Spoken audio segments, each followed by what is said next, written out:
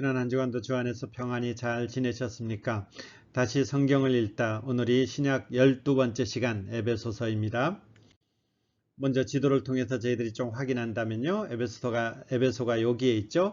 지금의 튀르키예 지방, 성경에서는 아시아 지역 이렇게 표현하고 있는 에베소가 여기에 있습니다. 보시면 육지와 바닷가에 맞닿은 곳에 있습니다. 그래서 에베소는 굉장히 큰 도시고 부유한 도시입니다. 이 도시 밑에 골로새라는 도시가 있고요. 지금 바울은 어디 있느냐? 바울은 여기에 있죠. 로마에 지금 감옥에 갇혀 있습니다. 그래서 두기고를 통해서 골로새에 있는 교회들에게 편지를 쓰는데 그 골로새에 있는 편지를 갖고 가면서 에베소에 들려서 에베소에도 역시 편지를 전달하지 않았을까? 우리는 이렇게 생각하고 있죠. 그래서 에베소서와 이 골로새서는 비슷한 내용의 분량들이 상당히 많이 포함되게 됩니다. 지도를 잠깐만 더 살펴보면요. 우리가 아침에 묵상하고 있는 빌립보는 여기에 있죠.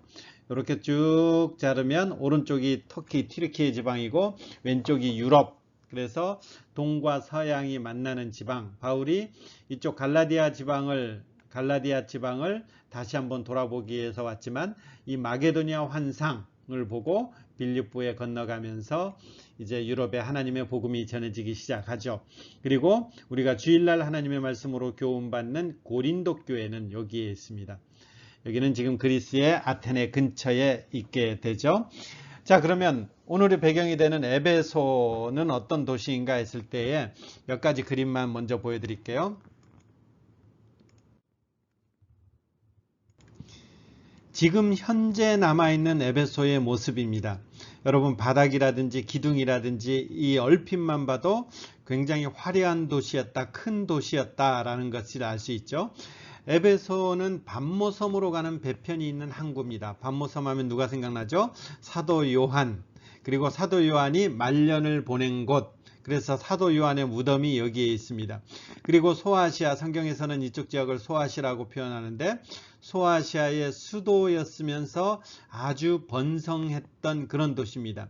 바울은 이곳에 이제 2차 전도여행 그리고 3차 전도여행 그리고 이곳에 머물면서 고린도 교회에도 편지를 쓰기 시작하고 바울의 전도 여행 중에 가장 많은 시간을 보낸 곳이 바로 이 에베소입니다. 먼저 3개월을 보냈고 2년여 이상을 이곳에서 보내면서 소아시아 전역으로 하나님의 복음을 전한 곳, 그곳이 바로 이 에베소라는 이 지역이죠. 여기에 보면 3대 도서관 중에 하나였던 이 도서관의 모습이 아직도 이렇게 남아 있습니다. 그러니까 이곳은 어떤 학문이라든지 이런 요충지로도 쓰였던 것이죠. 이런 큰 도서관이 있었다라는 것은. 또 하나는 이 지금은 형태가 없습니다. 기둥만 남았는데 세계 7대 불가사의라고 표현하고 있는 그 아데미 신전이 이곳에 있었습니다. 그러니까 여러분 이 에베소가 어떤 곳인지 약간 감이 잡히시죠? 무역항으로서 굉장한 소아시아의 수도이기 때문에 굉장히 큰 도시죠. 그러면서 큰 도서관이 있다는 것은 학문이 발달했다는 것이고 세계 7대 불가사의에 속할 만큼 이 신전, 아데미 신전, 큰 신전이 있다는 것은 그 속에서 우상 숭배가 굉장히 활발했다라는, 그리고 이 만연했다라는 그런 어떤 특징들을 갖고 있는 이 도시가 이제 에베소라는 이 도시고, 여기에 이제 바울이 가장 오래 전도여행을 하면서 2년 반 이상을 이제 거의 3년을 머물면서 복음을 전했던 곳, 이곳이 바로 에베소라는 도시입니다. 이 에베소서를 저희들이 잘 볼 때에 에베소서는 약간 독특한 면이 있습니다.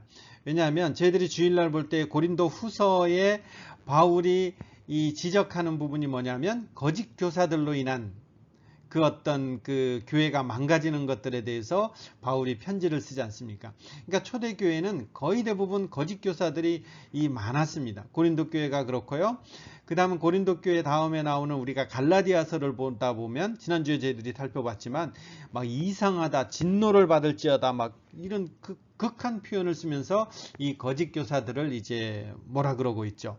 그리고 그 다음에 나와 있는 에베소 다음에 나와 있는 빌립보서에도 보면 이 율법주의자들로 인해서 바울이 이렇게 하나님의 말씀을 다시 교훈하는 것들을 보게 됩니다. 근데 이 에베소서만큼은 에베소 교회가 갖고 있는 어떤 문제들이나 아니면 다른 교리들로 인해서 편지를 쓰지는 않습니다. 왜냐하면 아마 이 에베소라는 이 도시가 큰 도시이기 때문에 딱히 에베소에 있는 교회만을 염두에 둔 것이 아니라 보편적인 어떤 교회들에서 다 함께 공유하면서 읽을 수 있도록 쓴 편지가 에베소서가 아닌가 이렇게 생각할 수가 있는 것이죠. 그래서 에베소서에는 에베소에 있는 교회들이 갖고 있는, 교회가 갖고 있는 어떤 문제점이라기보다는 전체적으로 보편적인 그 내용들을 갖고 있죠. 물론 나중에 가면 이게 이제 요한계시록의 소아시아 7교회 중 하나잖아요. 에베소 교회가 무슨 질책을 받죠? 첫사랑을 버렸다라는 이 질책을 받은 이 교회가 에베소 교회입니다. 근데 사실 에베소서에 보면 이 하나님의 사랑에 대해서 굉장히 바울은 여러 번 반복해서 말하고 있습니다. 그런 교회인데 나중에 가면 이제 첫사랑을 버린 교회로 이 책망받는 교회가 된 것이 에베소 교회죠. 여하튼 이제 이런 특징을 갖고 있는 이 교회가 에베소 교회인데 이 6장까지 되어 있습니다. 근데 이 6장까지가 1에서 3장 그리고 4에서 6장을 기준으로 해서 딱 나눠지게 됩니다. 이 사이에 한 단어가 등장합니다. 그러므로 라는 이 단어입니다. 4장 1절에 시작하면서 이렇게 되죠. 그러므로 주 안에서 갇힌 내가 너희를 권한다. 그러므로 주 안에서 갇힌 내. 그러니까 바울은 지금 어디에 있다라는 거예요? 감옥에 갇혀 있다라는 거죠. 로마 감옥에 갇혀 있으면서 지금 에베소에 있는 이 성도들에게 편지를 쓰는 것입니다. 그러니까 4장 1절에 이 그러므로라는 이 단어를 통해서 1장과 3장 그리고 4장과 6장은 명확히 구분되고 있습니다. 그 1장과 3장은 뭐냐라고 했을 때 교리적인 부분을 말합니다. 교회란 무엇인가 이 부분에 대해서 말하고 있습니다. 그러면 교회란 무엇인가 라는 것을 말했을 때에 그 교회 안의 성도들은 어떻게 생활해야 합니까? 교회를 이루는 성도들은 어떻게 살아야 됩니까? 이게 4장부터 6장까지 내용입니다. 교회란 것이 단순히 우리는 건물 이렇게 치부하지만 건물이 아니고 교회는 하나님을 믿는 사람들, 그 사람들의 모임을 교회라고 하는 것이죠. 그러면 그 모임은 어떻게 해서 이루어졌는가? 이것이 1장부터 3장까지 드러나는 내용이고 이 1장부터 3장까지 이렇게 해서 교회를 이뤘다면 그 교회를 이루는 성도들은 어떻게 살아야 됩니까? 이 부분을 이렇게 나눠지는 거죠. 그리고 여기에 등장하는 한 단어가 비밀이라는 이런 단어를 통해서 드러나게 되죠. 야, 이것은 도저히 설명할 수 없는 신비한 것이다. 신비한 연합이다. 이렇게 표현하는 거죠. 알 수 없는, 우리 인간의 지혜로서는 알 수 없는, 그러나 현실적으로 이루어진 것이고 우리는 믿음으로 바라볼 수밖에 없는, 이것은 비밀이다 라는 이 단어를 이제 3장과 4장에 쓰고 있죠. 그리고 이 비밀이라는 것을 많이 쓴 성경이 아까 말씀드렸듯이 골로새서와 이렇게 겹치는 부분이 있죠. 자, 그러면 이제 1장부터 6장까지인데 이 에베소서는 사실 한 절 한 절 같이 공부하면 참 좋은 성경입니다. 그렇지 못하기 때문에 제가 몇 구절만 뽑아서 함께 이렇게 좀 살펴보도록 하겠습니다. 자, 1장 3절부터 14절까지 이거는 굉장히 중요한 성경이고 제가 설교 시간에도 아마 굉장히 많이 인용했던 성경이 이제 에베소서 1장 3절부터 14절까지입니다. 이 앞에 화면에 보시면 이게 색깔이 알록달록하는데 똑같은 말들이 반복하고 반복했죠. 이 반복하고 반복하는데 1장 3절에 이렇게 표현합니다. 시작을 찬송하리로다. 야, 참 이 표현 자체가 사실 우스운 것입니다. 바울은 지금 어디 있다고요? 로마에 복음 전하고 싶어서 갔는데 감옥 안에 있습니다. 감옥 안에 있기 때문에 빌립보서라든지 이런 걸 읽다 보면 성도들이 오히려 시험받는 성도들도 조금 있는 것 같아요. 야, 하나님을 믿으면 잘 돼야 되는데 하나님을 믿노라 하면서 결국은 뭐냐? 감옥 안에 있는 이것으로 말미암아서 그들이 염려하고 낙담하는 것도 있는 것 같아요. 근데 바울은 감옥 안에 있으면서도 지금 하나님 앞에 찬송하리로다. 찬송할 수밖에 없습니다. 지금 이렇게 하는 거죠. 그 이유를 이제 쭉 3절부터 14절까지 설명하게 하는 거죠. 왜냐하면 우리가 여기에 있는 것이, 여기 보면 빨간색으로 하이라이트 해 놓은 거예요. 그의 은혜의 영광을 찬송하게 하기 위해서 우리가 여기에 있습니다. 우리의 존재는 그의 영광이 찬송이 되게 하려 하심이라. 그리고 마지막에도 그의 영광을 찬송하게 하려 하심이다. 이게 우리다라는 것입니다. 우리의 존재라는 이게 뭐냐라고 했을 때에 우리는 은혜의 영광을 찬송하게 하려는 그 하나님의 목적대로 지으심 받은 자들입니다. 이렇게 되는 것이죠. 그러면 어떻게 이렇게 은혜의 영광을 찬송할 수 있습니까? 여기 주어를 잘 보세요. 주어는 하나님이 주어 되는 거죠. 하나님이 이 일을 하셨다라는 거죠. 하나님이 창세전에 우리를 택하사 그 앞에서 거룩하고 흠이 없게 하셨습니다. 이렇게 되는 거죠. 하나님이 신령한 복을 우리에게 주셨는데 그 복이라는 것이 뭐냐? 창세전에 우리를 택하사 그 하나님 앞에서 거룩하고 흠이 없게 하셨습니다. 어떻게 해요? 무슨 방법을 통해서요? 우리를 예정하사 자기 아들들의 되게 하심으로 말미암아서 우리에게 거저 주셨습니다. 이렇게 되는 거죠. 그럼 다시 정리하면요. 우리가 은혜의 찬송을 어떻게 할 수 있습니까? 하나님이, 우리가 아니에요. 하나님이 우리에게 신령한 복을 주시는 건데 그게 뭐냐면 창세전에 우리를 택하서 그 앞에서 거룩하고 흠이 없게 하려는 것입니다. 그 일을 어떻게 이뤘습니까? 그 기쁘신 하나님의 기쁘신 뜻을 따라서 예정하심으로 말미암아 우리가 그 아들이 되게 하셨습니다 라고 되는 거죠. 그러면 그 일로 인해서 우리가 무슨 일이 일어났습니까? 조금만 더 보면요. 그의 은혜의 풍성함을 따라 그의 피로 말미암아 속량 죄 사함을 받았습니다. 나중에 이거는 계속해서 반복하고 있어요. 우리가 지금은 죄인이다라는 거죠. 근데 그 하나님께서 예정하신 그 아들이 우리 안에서 은혜로 주어지는 것으로 말미암아서, 그리고 그 아들의 피로 말미암아서 우리는 죄 사함 받았습니다. 근데 이것은 비밀이다는 거죠. 우리가 도저히 이거는 상식적으로 알 수 없는 비밀이다는 건데 하나님께서 그 모든 지혜와 총명을 우리에게 넘치게 함으로 말미암아서 이제 우리가 그 비밀을 알았고, 그리고 그 비밀 속에서 보니까 이것이 이런 것입니다 라는 거죠. 그거를 다시 한번 이제 설명하죠. 예정하신 것이고 다 그리스도 안에서 통일 하나가 되게 하신 것입니다 하면서 이제 중요한 표현이 나와요. 모든 일을, 그럼 이 모든 일이 어떻게 되느냐 했을 때에 그의 의지의 결정대로 일하시는 이의 계획을 따라, 누구의 계획을 따라요? 우리가 아니라는 거예요. 이 구원이라는 것은, 우리가 속량 죄사함을 받는 것은 우리로부터 시작하는 것이 아니고 하나님으로부터 시작하는 것이고, 하나님이 계획을 따라서 우리가 예정을 입어서 그 안에서 유산을 받는 존재로 되었다라는 것입니다. 그렇기 때문에 이렇다라는 것입니다. 그리고 조금 더 이것을 다시 설명해요. 너희도 진리의 말씀, 너희가 구원의 복음을 듣고 믿어 약속의 성령으로 인치심을 받았다. 믿어 약속의 성령으로 인치심을, 도장을 꽝 찍었다라는 거예요. 그래서 이것은 그 얻은 것을 속량하는 어떤 보증이 된다. 이렇게 되는 거죠. 자, 1장 3절에서 14절까지 어마어마한 하나님의 복음이 등장해요.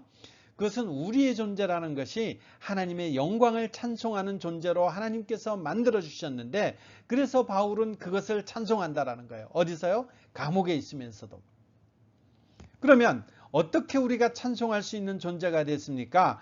하나님 아버지의 계획대로, 의지대로 하나님의 뜻을 따라서 창세전에 우리를 택하사, 우리를 예정하사 그 아들을 우리에게 보내셔서 그 아들의 피로 말미암아 우리가 속량 곧 죄사함을 받았고 우리가 하나님의 아들을 입었습니다. 그렇기 때문에 이것은 우리에게 찬송할 수밖에 없는 엄청난 은혜의 풍성함입니다. 이렇게 되는 것이죠. 그리고 이것은 우리의 수준에서는 도저히 생각할 수 없기 때문에 이거는 신비하고 그것을 비밀스러운 것, 우리가 알 수 없는 비밀스러운 것입니다. 이렇게까지 표현하는 것입니다. 이것이 우리에게 적용되는 표현들이죠.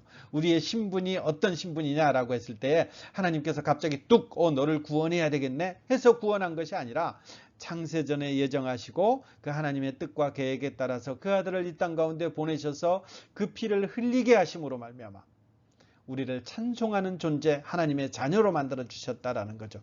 이것은 우리로서는 도저히 생각할 수가 없기 때문에 비밀이라고 표현한 것이고, 하나님께서 그 비밀을 우리에게 알려주셨기에 우리는 주님을 그 비밀을 찬송할 수밖에 없습니다. 이렇게 되는 거죠. 자, 그러면 이런 구원받은 성도는 어떻게 해야 됩니까? 보세요. 바울이 이런 기도를 그러기 때문에 한다는 거죠. 여러분, 이것이 교회를 위한 기도이면서도 우리의 기도가 이런 기도로 이제 바뀌어야 되는 거죠. 이것을 바울이 아니까 바울의 기도가 이렇게 된다는 거죠. 우리 주 예수 그리스도의 하나님 영광의 아버지께서 지혜와 계시의 영을 너희에게 주사 하나님을 알게 하시고 너희 마음의 눈을 밝히사 그의 부르심의 소망이 무엇인 것을 알게 하시고 하나님이란 누구신가를 알게 하고 그 하나님께서 나를 부르신 그 소망이 무엇인가를 알게 하고 그리고 그 성도 안에서 그 하나님의 기업의 영광의 풍성함이 무엇인가를 알게 하시고 그의 힘이 위력으로 역사하심을 따라 믿는 우리에게 베푸신 능력이 지극히 크심이 어떠한 것을 알게 하시기를 구하노라. 알게 하시고 알게 하신다. 무엇을요? 너희 마음의 눈을 밝히사 그의 부르심의 소망이 무엇이며 성도 안에서 그 기업의 영광이 풍성함이 무엇이며 그의 힘의 위력으로 역사하심을 따라 믿는 우리에게 베푸신 능력의 지극히 크심이 어떠한 것을 너희에게 알게 하시기를 구하노라. 여러분들이 기도할 때에 여러분의 기도 수준이 이렇게 좀 업데이트 되기를 소망합니다. 자녀를 위해서 기도할 때에 여러분의 자녀가 마음의 눈을 밝히사 하나님의 부르심의 소망이 무엇인가를 알게 하기를 원합니다. 성도 안에서 하나님의 자녀가 갖고 있는 그 영광의 풍성함이 무엇인지를 알게 하시기를 원합니다. 하나님께서 우리에게 베푸신 그 능력의 지극히 크심이 그것이 무엇인지 그것이 어떠하신 것인지 알게 하기를 원합니다. 이런 기도를 우리가 하나님 앞에 올려드리는 것이죠. 그러면서 이제 바울은 이 부분에 대해서 이제 다시 이 표현을 가지고 설명합니다. 우리가 누구냐라고 했을 때 이런 영광의 찬송을 지금 하고 있는 존재가 됐는데 우리가 원래부터 이런 존재냐 했을 때 2장에는 이게 반복되는 거죠. 그때는 이제는 2장 2절 그때에 이렇게 됐죠. 그리고 12절에도 그때에 13절에는 이제는 19절에 그러므로 이제부터 이런 표현들이 나오는 것입니다. 그러니까 2장 3절에 전에는 이거는 이제 그때와 비슷한 표현이죠. 그러니까 전에는 이러했는데 이제는 우리가 이런 존재다라는 거죠. 바울은 이것을 명확히 하는 것입니다. 우리도 명확히 해야 되는 거죠. 그럼 우리가 전에는 어떤 존재인가요? 허물과 죄로 죽었던, 가끔 기도할 때 보면 허물과 죄로 죽을 수밖에 없는 우리들을 이렇게 기도하시는 분이 있는데 이게 정확한 표현이에요. 우리는 죽을 수밖에 없는 존재가 아니고 죽은 존재들이죠. 세상 풍조를 따랐고 공중의 권세 잡은 자를 따랐고 육체의 욕심을 따라 살았고 본질상 진노의 자녀였고 그리스도의 밖에 있었고 소망도 없고 하나님도 없다. 이게 우리의 전의 존재라는 것입니다. 이제는 지금은요. 큰 사랑을 인하여 그리스도와 함께 살리심 받았고 은혜로 구원받았고 그리스도의 피로 말미암아 화평을 얻었고 이제는 외인도 아니요 나그네도 아니요 하나님의 가족이 됐다라는 거죠. 그리고 우리는 지금 어떤 존재냐? 성전이면서 성전이 되어가고 성령 안에서 하나님의 거하실 처소가 되어가기 위해서 함께 지어져 가는 존재다. 이 엄연히 구분되는 이 우리의 신분의 차이를 우리는 인식하면서 살아야 되는 것이죠. 전에는 이제는 이 사이는 엄청난 큰 이 간극이 있는 것이죠. 이 간극을 뭐로 좁힌 것이죠? 예수 그리스도가 이 땅 가운데 피로 속량함으로 말미암아 그 일은 어떻게 이루어진 것이죠? 하나님께서 창세전에 우리를 택하사 그의 기쁘신 뜻대로 말미암아서 이 일을 하나님께서 이뤄내신 것입니다. 그렇기 때문에 이제 우리의 존재는 단순한 존재가 아니고 우리 안에 누가 거하셔요? 하나님이 거하실 처소, 이거를 위해서 우리는 빚어져 가는 것이고 우리가 하나님 앞에서 성전인 것입니다. 우리가 외우고 있죠. 2장 8절 9절 너희는 그 은혜에 인하여 믿음으로 말미암아 구원을 받았나니 이것이 너희에게서 난 것이 아니오 하나님의 선물이다. 행위에서 난 것이 아니니 이는 누구든지 자랑하지 못하게 하는 것이다. 우리로 인해서 이런 일들이 벌어진 것이 아니라 우리는 아무것도 하는 것이 없고 오직 하나님의 그 일들로 말미암아서 그리스도 안에서 이 일들이 이루어졌습니다. 이렇게 고백하게 되는 것이고 바울은 2장에서 이것을 다시 한번 확인하는 것이죠. 이것을 확인하고 나서 이제 바울의 기도가 다시 나와요.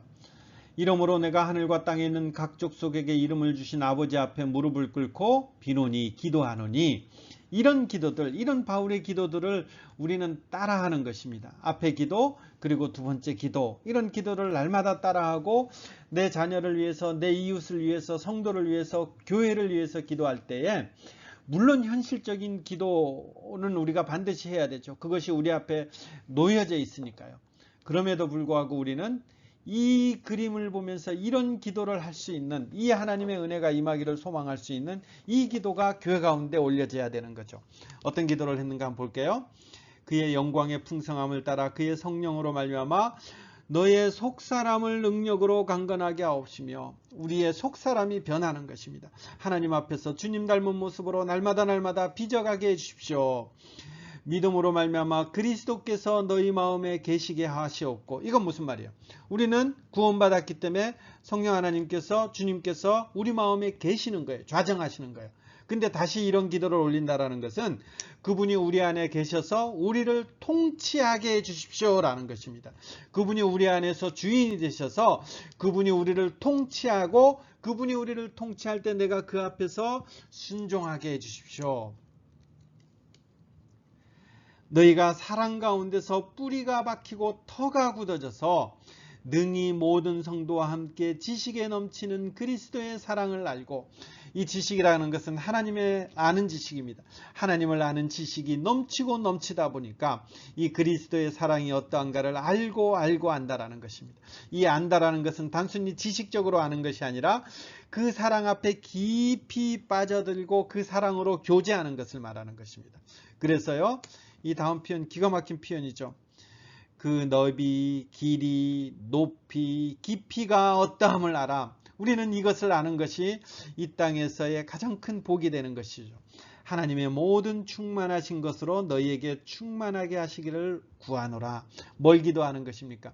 우리가 속사람으로 강건하게 하고 그리스도가 우리를 주관하게 하고, 그래서 그 그리스도의 사랑 안에서 우리가 날마다 굳어지고 그 뿌리가 박히고 터가 굳어지는 그 일들이 일어나고, 그리고 능히 모든 성도와 함께, 내만 아니라 모든 성도와 함께 하나님의 너비, 길이, 높이, 깊이가 어떠함을 깨달아서 그 하나님의 모든 충만함으로 우리가 충만함을 입는 것, 그것이 바울의 기도고 그것이 이제 우리가 드려져야 되는 이 기도죠. 자, 바울은 왜 이런 기도를 드리게 되나요? 전에는, 이제는 이 신분의 변화가 됐기 때문에, 전에는, 이제는 우리가 완전히 달라졌기 때문에, 근데 우리를 통해서가 아니라 예수 그리스도, 그리스도 안에서 일어난 거기 때문에 이것이 너무나 고귀하고 좋은 거예요. 그렇기 때문에 이 가장 좋은 것을 하나님 앞에 간구하는 이런 기도를 하나님 앞에 드려지는 것입니다. 여러분도 이런 기도의 제목, 내용들로 우리들의 기도가 바뀌어지기를 소망합니다. 그리고 이제 3장이 끝나면서 4장에 가면 그러므로 이렇게 돼 있죠. 자 그러면 전에는 그러했는데 이제는 우리가 이렇다면, 그러면 우리는 어떠해야 되는가 라는 것입니다. 여러분, 성경은 항상 이런 패턴이에요. 우리가 로마서 공부할 때도 봤죠. 1장부터 11장까지 우리가 하나님 앞에 의롭다 칭함을 받았으면 12장에 가면 그러므로 너희는 하나님 앞에서 영적인 예배, 거룩한 산제물로 드리라. 이런 표현들이 나오는 거지 않습니까? 에베소서도 똑같은 것입니다. 야, 예수 믿고 구원받으니까 됐네. 그래서 이제 우리는 예수 천당 이것만 하면 끝이 아니라 성경은 예수님 믿었다, 구원받았다라는 것은 이제 새롭게 중생 태어났다라는 거예요. 태어나면 어떻게 되는 거예요? 태어나면 누군가가 먹이를 먹여주고 늘 앉아있고 누워있는 상태가 되는 것이 아니라 우유를 먹던 아기가 이유식을 먹고 이유식을 먹던 아기가 밥을 먹고 누웠던 아기가 앉아있고 앉아있던 아기가 서고 서있던 아기가 걸어다니고 걸어다니던 아기가 이제 뛰어다니는 이 성장을 해야 되는 것입니다. 이게 신앙생활인 것입니다. 맨날 우리가 예수 믿고 구원받았으면서도 누군가 나를 떠먹여 주기를 바라고 누군가 나를 챙겨주기를 바라고 누군가 나에게 관심 가져주기를 바라고 이건 어린아이적이라는 것입니다. 이제 우리가 하나님 말씀 앞에 서가면서 이제 우리가 잘하는 것입니다. 에베소서도 이렇게 되는 것입니다. 우리가 하나님 앞에 하나님의 자녀가 되는 내 행위가 아니라 하나님의 자녀가 되는 그 은혜를 예수 그리스도 안에서 예수 그리스도로 말미암아 구원을 받았으므로 이렇게 되는 거죠. 하나님의 자녀가 되었으므로. 그럼 이제 우리는 어떻게 돼요?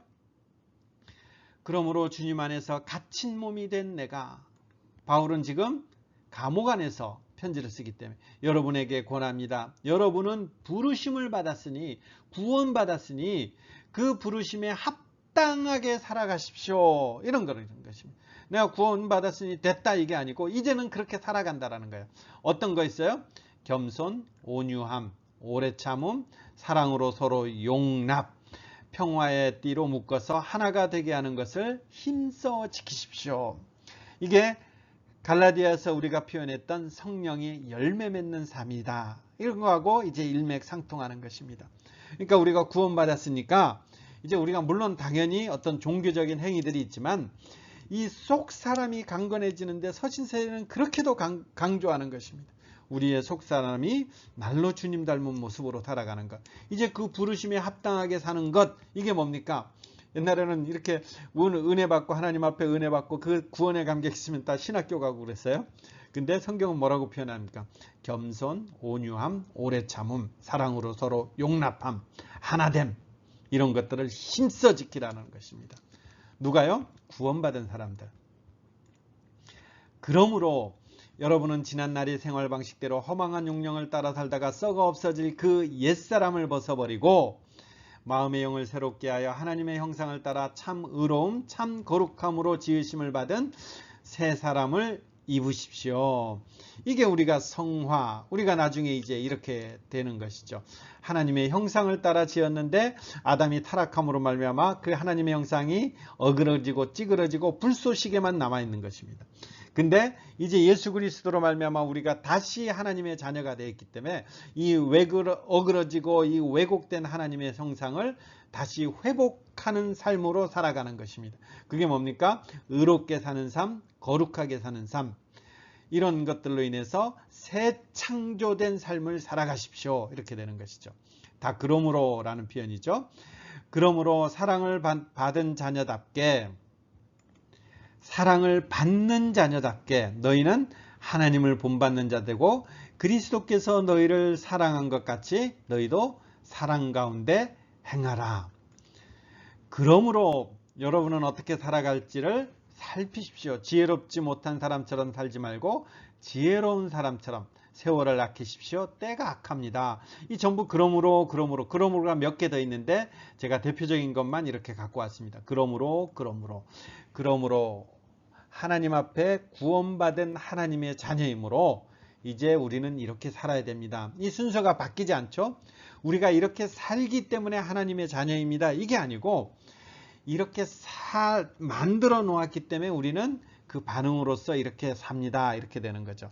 제가 가끔 그 예를 들잖아요. 요새 신규 직원들 이렇게 오면 그 사람들이 우리 병원에 와서 우리 병원의 직원으로서의 어떤 모습을 하기 때문에 자 이제 너는 직원의 자격을 준다 이렇게 하는 것이 아니라 면접 보고 해서 우리 병원의 직원으로 선정이 되었기 때문에 이제 그 사람들은 직원으로서의 삶을 살아갈 수도 있고 살아가야 되는 거죠. 그 이전에는 아무 때나 일어나고 했는데 이제는 제 시간에 일어나서 출근 시간을 지켜야 되고 심지어 내 밥 먹는 것까지 아무 때나 못 먹게 하고 먹어야 되는 점심시간을 따로 이렇게 정해서 그 시간에만 점심 먹도록 해라 이렇게 하는 거지 않습니까? 근데 그것이 점심시간을 둔 것이 우리에게 불평이 돼요? 아니면 뭐가 돼요? 당연하게 받아들이는 거죠. 만약에 내가 이 병원의 직원이 아니면 점심시간을 두어서 그 시간에만 밥 먹어 그러면 굉장히 기분 나쁘죠. 내가 4시간 쓰는데 왜 네가 내 점심 먹는 것까지 관여하냐 이렇게 되는데, 직원이 되었기 때문에 점심시간을 정해놓은 것이 기분 나쁜 것이 아니고 당연한 것이 되는 것입니다. 그러면 지금 이것도 마찬가지예요. 내가 이런 어떤 모습을 해서 하나님의 자녀가 된 것이 아니라 하나님의 은혜로 하나님의 자녀 삼아 주셨기 때문에 이렇게 사는 것은 마치 점심시간을 만들어 놓은 것처럼 당연한 것입니다. 직원이 회사에 오면 유니폼으로 갈아입듯이 이 유니폼으로 갈아입는 것이 당연한 것처럼 이런 삶을 사는 것은 당연한 거라는 것입니다. 당연하게 이렇게 살아야 된다는 것입니다. 우리가 이 순서가 바뀌면 안 되는 것이죠. 그래서 우리가 이런 것들을 당연하게 산다라는 것을 어느 정도의 의무가 책임감이 있지만 우리가 그래서 이제 이런 모든 삶을 사는 것이 은혜입니다 이렇게 고백하는 거죠. 전에는요 이런 거 살 수가 없죠. 굉장히 귀찮고 이런 어떤 식사 시간 정해주는 것 자체가 내한테는 굉장히 기분 나쁜 일이지만 하나님의 은혜로 말미암아 구원받은 그 이후에는 이런 것들이 이렇게 행할 수 있는 것이 감사가 되는 것이고 은혜가 되는 것입니다. 에베소서는 이러한 일들을 아내와 남편, 자녀와 부모, 종과 상전 이런 표현들을 쓰면서 이제 이 삶의 영역 속에서 이런 것들을 실천하라 이렇게 되는 거죠. 겸손함, 온유함, 오래 참음, 사랑 이런 것들을 이런 우리의 일상 구조 속에서 이런 것들을 드러내십시오 이렇게 표현하는 것입니다. 그러니까 주일날 교회에 와서 교회에서만 이런 것들을 드러내는 것이 아니라 일상에서 이런 것들을 드러내십시오. 지금 바울은 권면하면서 하는 것이죠. 근데 문제는 뭐예요? 이런 것들이 우리의 옛 습관, 여기도 표현했지만 옛 사람 이런 표현이 나오잖아요. 옛 습관, 옛 사람의 모습이 아직도 남아있기 때문에 너무 버거운 것입니다. 그래서 바울은 마지막으로 이런 권면을 하죠. 영적 전투. 끝으로 말합니다. 여러분 주님 안에서 그분의 힘찬 능력으로 굳세게 되십시오. 악마의 관계에 맞설 수 있도록 갑옷을 입고 진리의 허리띠를 동이고 정의의 가슴막이로 가슴을 가리키고 발에는 평화의 복음으로 차비를 하고 믿음의 방패를 손을 들고 하나님의 말씀의 검을 갖고 그리고 온갖 기도와 간구로 성령 안에서 기도하십시오. 마지막으로 이렇게 바울은 권면하는 것입니다. 가만히 보면 적을 공격할 수 있는 것은 하나님의 말씀이죠. 나머지는 다 방어용 무기들. 우리는 이런 것들이 잘 안 가지만 이 로마 시대는 전투하는 일들이 워낙 많기 때문에 이것을 뭐라는 건가다 하는 것은 에베소 교인들은 아마 훅 다가왔을 거예요. 여하튼 이제 우리에도 좀 거리가 먼 얘기, 전쟁의 얘기라서 거리가 먼 얘기일 수 있지만 여하튼 나를 보호하고 상대를 공격하는 이 일들에 대해서 이제 굳세게 해라는 것입니다. 그래서 하나님의 말씀을 대할 때에 주일날 한번 듣는 말씀 이런 것으로 인해 끝나는 것이 아니라 여러분들이 날마다 말씀을 가지고 공부하며 연구하며 묵상하며 삶에 적용하며 그리고 그 말씀 가지고 기도하며 붙들며 승리하며 이 일들을 우리는 게을리 하지 않는 것입니다. 이게 에베소서가 우리에게 전해주는 1장부터 6장까지 내용입니다. 자, 에베소서를 다시 읽으며 이제 중요한 것으로 마무리하겠습니다. 근데 에베소서는 이렇게 하면서 이 5장 32절에 뭐라고 표현하느냐, 이 비밀이 크도다 이렇게 해놓고 나는 지금 그리스도와 교회에 대해서 말하노라 이렇게 되는 거죠. 그러니까 에베소서가 전체로 이 에베소서를 두고 얘기할 때 교회론에 관한 것이다 이렇게 많이 표현하죠. 그러니까 교회 속에서 이런 일들이 일어나야 된다, 교회에 관련된 거다라는 거죠. 그럼 교회가 뭡니까? 교회는 머리 대신 그리스도와 그 지체들이 신비한 연합체다라는 것입니다. 그리고 마치 신랑과 신부가 그 영광을 함께 나누며 함께 연합된 것처럼 이런 신비로운 연합체로 묶여진 것이다라는 것입니다. 교회는 이렇다라는 것입니다. 머리 대신 주님께서 계시고 그리고 그 속에 각 지체를 이루는 공동체, 이게 교회다. 에베소서는 지금 그 교회를 얘기하는 것입니다. 그렇다면 그 교회는 어떻게 된 것입니까? 다시 1장으로 가면 하나님께서 창세전에 하나님께서 예정하시고 택하사 그리스도 안에서 그리스도를 통해서 속량함을 입은 그 사람들이 그리스도와 함께 지체를 이루어서 연합된 몸으로 존재하는 것, 연합된 몸처럼 존재하는 것, 이게 교회라는 것입니다. 그리고 그 교회 가운데 있는 성도는요, 그 교회를 이루는 성도들은 주님이 거하실 처소가 되기 위해서 지어져 가는 존재다라는 것입니다. 성전이면서 성전이 되어가는 존재. 이것은 무슨 말이에요? 우리의 속사람이 주님 닮은 모습으로 날마다 닮아가는, 빚어져가는 존재. 그게 교회를 이루는 성도들의 현 주소라는 것입니다. 이걸 에베소서는 지금 말하고 있다. 이걸 결론적으로 얘기하는 것입니다. 정리하면 에베소서는 교회에 대해서 얘기하는데, 교회가 뭐냐? 그리스도는 주님께서 머리 되시고 그 안에 성도들이 지체를 이루어서 한 몸이 된 곳, 이 신비한 연합, 이게 교회인데, 이 교회를 이루는 성도들은 날마다 주님 안에서 빚어져가는, 속사람이 강건해져가는 그런 모습으로 되어지는 것입니다.